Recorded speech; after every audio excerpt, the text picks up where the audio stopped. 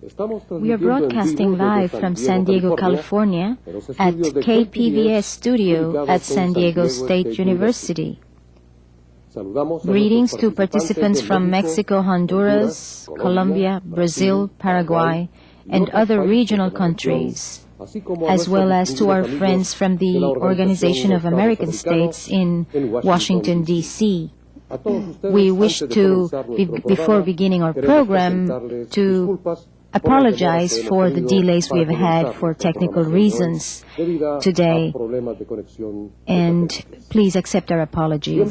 Welcome to Teambuilding Teleconference, the third one of our series on management systems for the 21st century. I am Armando Osorio, your moderator for this teleconference. We would like to remind the coordinators in the receiving sites to collect the attendance sheets and mail them back to us as soon as possible, along with the evaluation forms filled out by those interested in receiving the certificate. It is a pleasure for me to introduce Dr. Patricia Geist and Dr. Cresencio Torres. Dr. Geist is professor and researcher of the postgraduate program in the School of Communication at San Diego State.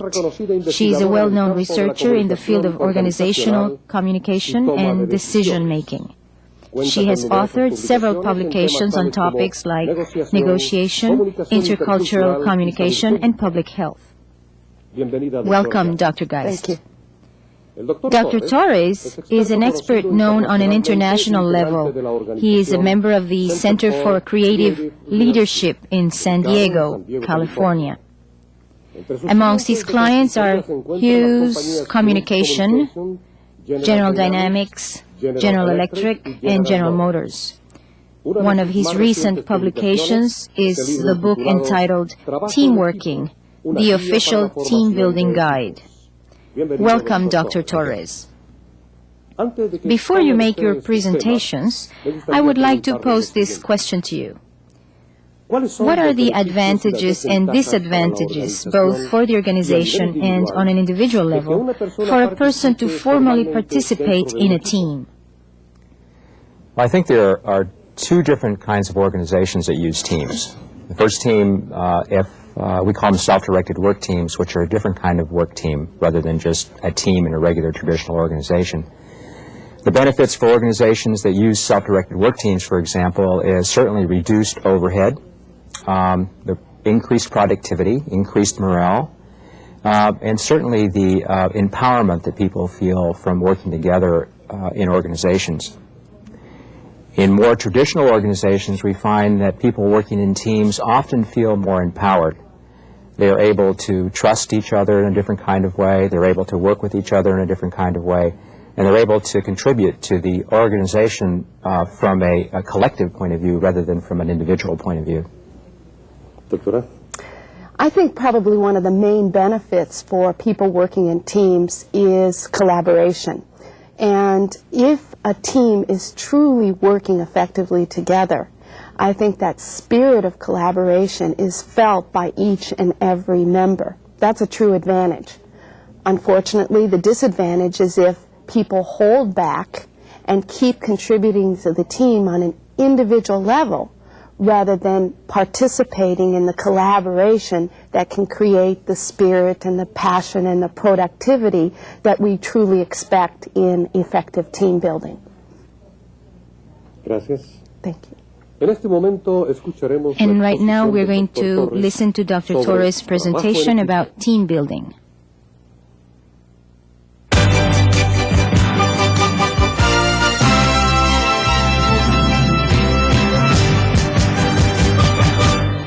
Today, organization leaders are realizing that employees at all levels must be contributing and participating members of the workforce if their organizations are to be competitive in the world marketplace. In addition, organization leaders are becoming aware that teams offer many advantages over more traditional ways for organizing labor. Now, as managers that I have worked with will verify, good team development and team building efforts work.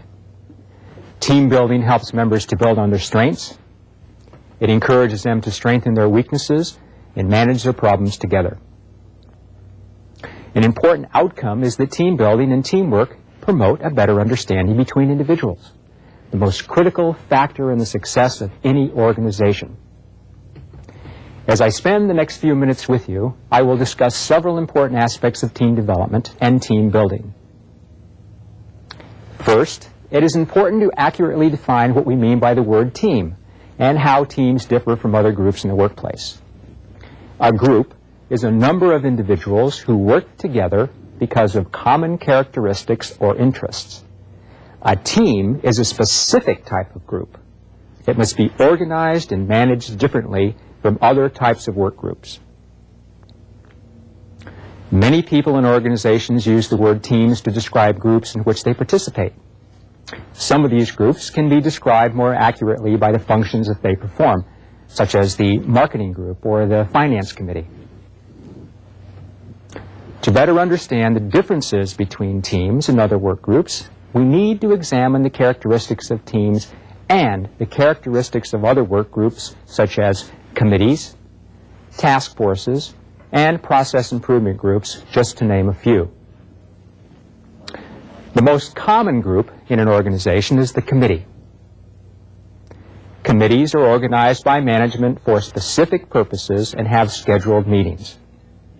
They are made up of individuals who are selected by management to investigate, to advise, and to report their findings. Committees can be both short-term and long-term in nature. A task force is a group formed by upper management to resolve a major problem immediately. Employees are temporarily excluded from their regular assignments to work as task force members. The task force is solely responsible for developing a long-term plan to solve the problem. Often, the task force is responsible for implementing the solution. A process improvement group is made up of experienced people from different departments or functions. The chairperson and members are appointed by management to improve quality, decrease waste, and improve productivity in processes that affect all departments or functions. Now, a work team, on the other hand, is a group of individuals who work together, who have the same work objectives, and whose work is mutually dependent. The team members are joined in a coordinated effort, much like a team in a contest or competition. In the workplace, the contest is not against other teams in the organization, but against waste, poor quality, delays, the need to redo work, low productivity, and other competitors in the marketplace. Some characteristics of effective teams are: 1, team members identify themselves as belonging to the team. 2, effective teams have clearly defined directions and measurable outcomes. 3, effective team leaders facilitate and support team efforts. 4, team members are held jointly responsible for the achievement of their objectives. 5, teams must perform complex tasks that require high degrees of interdependence and cooperation among all team members. 6, effective team members know their roles and how they relate to each other and to the task at hand. 7, effective teams use decision-making processes that facilitate task accomplishment. 8, effective teams are made up of individuals who have different backgrounds and varied work experiences. A team should be formed only when a group of individuals have to work together in a coordinated effort to achieve specified organizational goals. A team will have a greater chance to succeed if the following conditions are present in the organization. 1, a specified, measurable objective that can best be achieved by a team effort. 2, an organizational culture that supports the team concept. 3, sufficient time for adequate training, debating, and discussion. And 4, knowledge and use of various problem-solving techniques. Now, even if an organization meets all the previously discussed conditions for developing a team, a number of other issues must be considered. An effective team operates in an atmosphere of mutual respect where members identify with one another and with the team as a whole. In addition, team members develop a process for working together and interdependently recognize and use one another's knowledge and skills to achieve their designated objectives. The following traits characterize effective teams. Commitment to the team generates feelings of empowerment for the team members. Commitment comes from being recognized as a valued member who contributes to task accomplishment. When decisions are made by consensus, team members resolve their conflicts by reaching mutual consent. Consensus allows team members to openly share opinions and resolve issues with the outcome of satisfying all members. Now, every team member will encounter conflict during its existence. Conflict is healthy when matched with the willingness to resolve problems. Creativity is generated by the tensions created by the dissonance within the team. Effective discussions within the team will facilitate commitment, consensus, conflict resolution, and creativity. Teamwork cannot be achieved if individual members are unwilling to talk to one another in an appropriate and responsible manner. Organizations that use teams can expect gains in efficiency and therefore a positive impact on the organization's bottom line. Benefits can take the form of increased productivity, improved service and product quality, increased employee morale, and reduced overhead. For example, in the area of increased productivity, in the early 1980s, teams were tested by the Swedish automotive industry. At that time, they were suffering from high employee turnover, almost 45 to 70% per year, and a 20% absenteeism rate. The Saab and Volvo automotive manufacturers established assembly teams. These teams were allowed to plan, schedule, and establish their own work paces. Over a 10-year period, the Swedish Volvo Kilmar plant experienced the following changes attributable to the work team effort. Total time spent on each car produced dropped by 40%. Inventory turnover increased from 9 times a year to 21 times a year. And production output increased from 96 to 99%. The Gaines pet food plant in Topeka, Kansas, reduced the unit cost of its products almost every year for the 15 years since initiating work teams. Westinghouse Canada's redesigned manufacturing facility in Alberta reduced cycle time for made-to-order motor control devices from 17 weeks to 1 produced every week.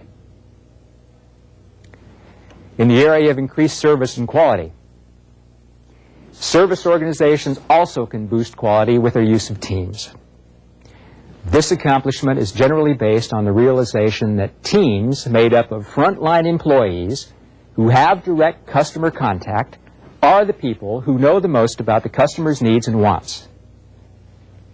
In Japan, this technique has been applied successfully by organizations such as the Hotel Akura, the Yaesu Book Center, and MK Taxi as part of total quality control programs. Employee groups have helped to reorganize systems in order to increase consumers' comfort, to decrease waiting time, and to encourage employees' helpful attitude toward customers. They have achieved this by encouraging teams to explore the causes of poor service and to take corrective action. After teams were introduced into the policyholder service area in the Shenandoah Life Insurance Company, the employee-to-supervisor ratio changed from 7-to-1 to 15-to-1. Service improved and complaints and errors declined. In the area of increased employee morale, membership in teams helps to satisfy people's needs to belong, to interact with others, and to receive recognition and to achieve. At a General Foods plant in Iowa, the corporate business team manager visits the plant and briefs each new team employee on the company's product, market, competition, and the business plan. This has resulted in a surprising and immediate increase in employee morale. In the area of reduced overhead, in organizations using teams, many tasks traditionally assigned to supervisory staff can be assigned directly to teams, thereby affecting a significant reduction in overhead. Significant gains in productivity can be achieved by hiring fewer supervisors and support staff. Plants with established teams usually can lower their total production costs by an estimated 20 to 40%. For example, in General Motors plant in Livonia, Michigan, the use of teams eliminated the need for middle management level, and the number of foremen was reduced by 40%. Those remaining were retitled team coordinators. In a Sharonville, Ohio plant, the Ford plant eliminated the general supervisory level. In its place, a zone superintendent and an assistant were hired to plan, to coordinate, and to solve problems. Once a decision to use teams has been made, the manager or team leader has to select and assess potential team members and determine the appropriate work design model for the team. When forming a team, the manager or leader must consider the following two issues: the level of technical ability of potential team members and the level of interpersonal skill of the potential team member. Because the levels of technical expertise and interpersonal skills of team members will dictate the amount of direction and training that must be provided, the manager or leader will need to select individuals who have a moderate to high degree of both kinds of skills, or a moderate to high degree of willingness to learn. When selecting team members, the manager or team leader will need to consider some specific criteria that will facilitate team interaction and teamwork. 4 criteria to consider when selecting potential team members are as follows: personal attributes, interpersonal behaviors, communication skills, and administrative skills. In the areas of personal attributes, what are the individual's values in terms of working with others on the team? In the area of interpersonal behaviors, what method does the individual use to influence others? In the area of communication skills, does the individual have the potential to communicate effectively? And in the area of administrative skills, does the individual have the skills in developing strategies for reaching designated outcomes? Assessment is an important part of team building because it provides the manager or leader with the basic understanding of what type of team or group to form, and the readiness level of the team to perform its functions to meet its objectives. Managers and team leaders often function without an awareness of the basic work design models under which they can choose to operate. They could function more effectively if they were aware of the choices available to them. As previously mentioned, the form that a team takes should follow the function that the team is expected to carry out. The use of 3 athletic team models, baseball, football, and basketball, will illustrate the strengths and the weaknesses of different work team designs. In the baseball team model, the individual is the basic unit. Player interaction is minimal, and usually only 2 or 3 players on the same team are involved in any one play. Team success is determined by totaling each team member's individual performance, and the team coordination is produced by the design of the game itself. Now, some organizations are set up much like baseball teams. A good example is an insurance company. This service-oriented organization has a sales force made up of high-performing individuals who require little direction and interaction. The salesperson, like the pitcher on a baseball team, initiates the action by contacting prospective clients. Like a batter, a salesperson may step up to the plate many times before hitting a home run. Like a pitcher, a salesperson has to throw many balls before striking a player out.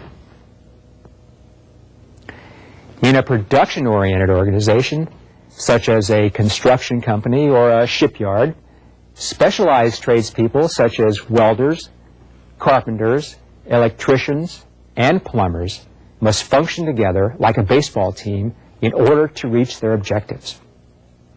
The layout person, like a pitcher, initiates all construction activity.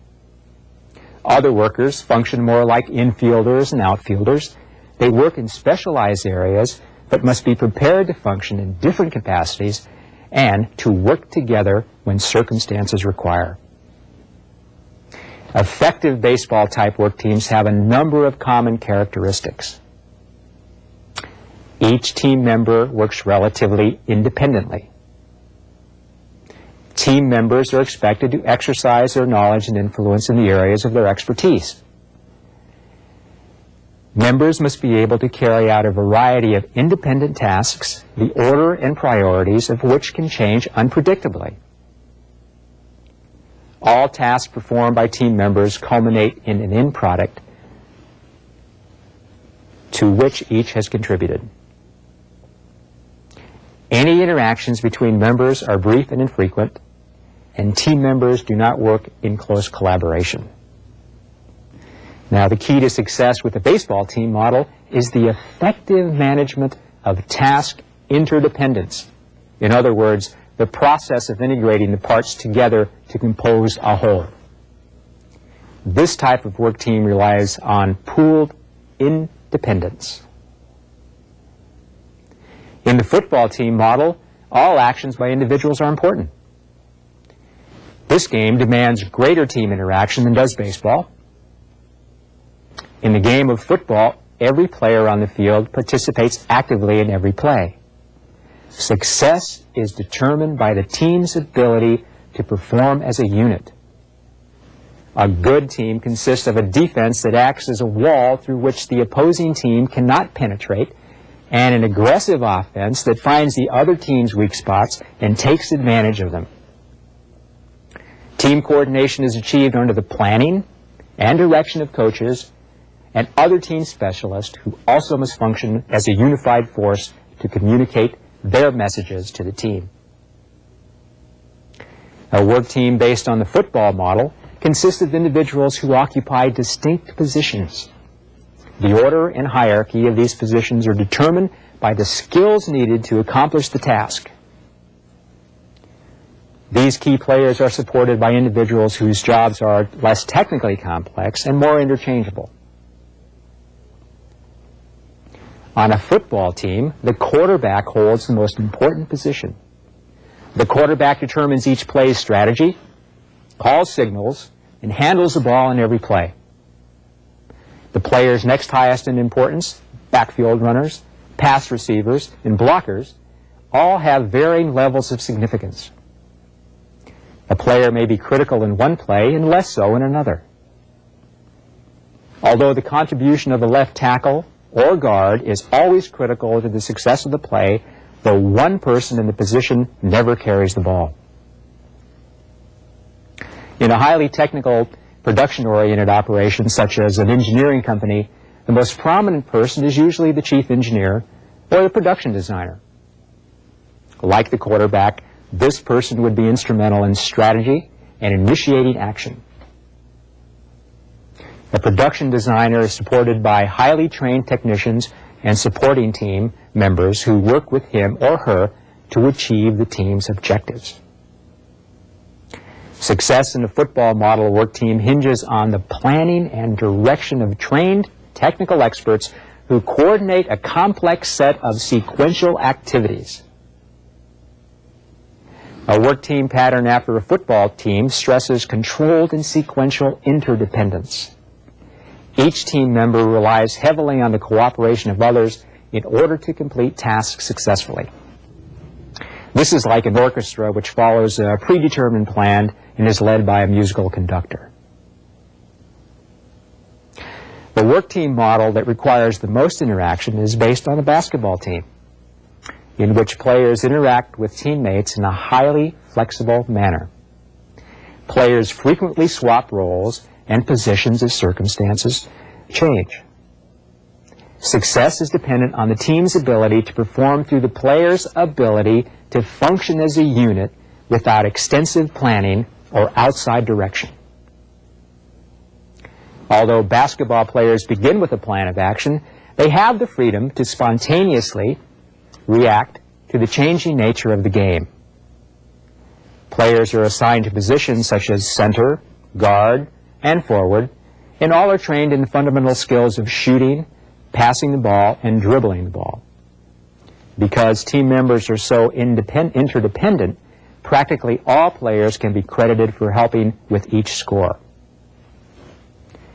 An example of an organization that fits the basketball team model is the Creative Advertising Agency. They are a highly skilled group of professionals engaged in creative efforts. In the way a basketball team passes the ball around until it scores, this type of team passes ideas around until it hits upon a successful one. Each member has equal responsibility generating ideas and for supporting other team members. All members have equal status, and they all are limited only to the extent of their knowledge, skills, and creativity. The key to success with the basketball team model is the effective management of task integration. This type of team relies on reciprocal interdependence. Success depends more on interaction among team members than on the outstanding achievements of any one player. Managers of the work teams based on the three models are more like athletic team coaches than traditional managers. For example, managers of basketball-type work teams must be excellent facilitators. They must develop the work team's ability to self-coordinate. Because a basketball-type team works with the flow of activities that cannot be predicted, the manager must concentrate on developing a team that can adjust to a rapidly changing environment. Now, once a team has been formed and assessed, its pursuit of excellence depends on the quality and efficiency of the communication process. Team members must continually exchange ideas, opinions, and feelings about the work of their team. To a large extent, the quality and quantity of the team's output depends on the quality of information team members share. Effective communication is essential for decision-making and other aspects of team building. Because communication is such an important part of team building, my colleague, Dr. Geist, will cover the topic in great detail in the next part of this session. Now, after effective communication is developed, the task of the team development is the next challenge. The manager or team leader must be prepared to guide through a developmental process that is common to all newly formed groups. When a group of individuals first is formed into a team, members' roles and interactions are unclear. Individuals may tend to act as observers while they try to decide what is expected of them. Gradually, the process of team development occurs as team members learn their roles, establish ways of doing things, and become acquainted with the team issues, pressures, and goals.